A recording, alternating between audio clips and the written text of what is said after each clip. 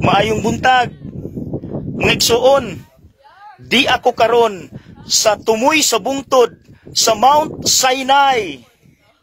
Tanaw ang view.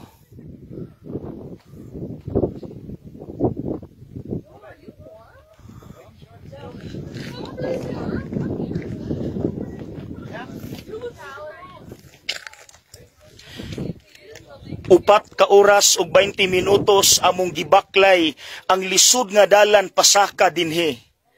Ni ami karon sa 7,000 feet above sea level. Abi ninyo honestly mga igsuon, wala ko gikapoy. I am just so inspired. I am so overwhelmed. I am so filled with awe and wonder. It is because dinhi ni ining lugaraha mga igsuon, gihatag sa Dios kang Moses ang 10 Commandments. Dinhi ni ining lugaraha.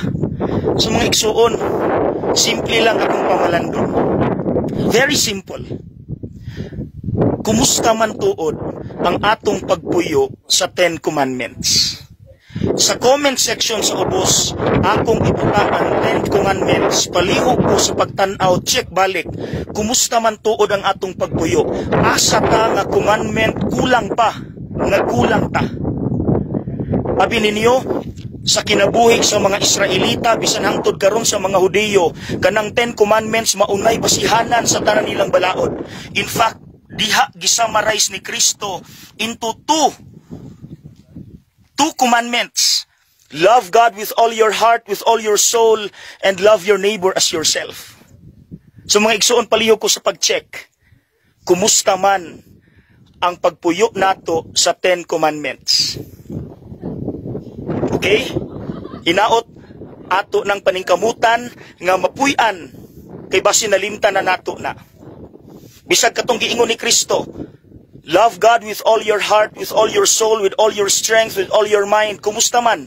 Sige ba tagsimba? Sige tagampo? Wala ba nato gibastos iyang pangalan? Ikaduha, love your neighbor as yourself. Ato bang gigugma atong isig katao sa unsang paagiha? So dili lang kanang duha mga igsuon. Bisan ang the rest of the 10 Commandments, tanaon daw nato, palihog. Let us check. Akong ibutang sa comment section. And let us enjoy the view of Mount Sinai.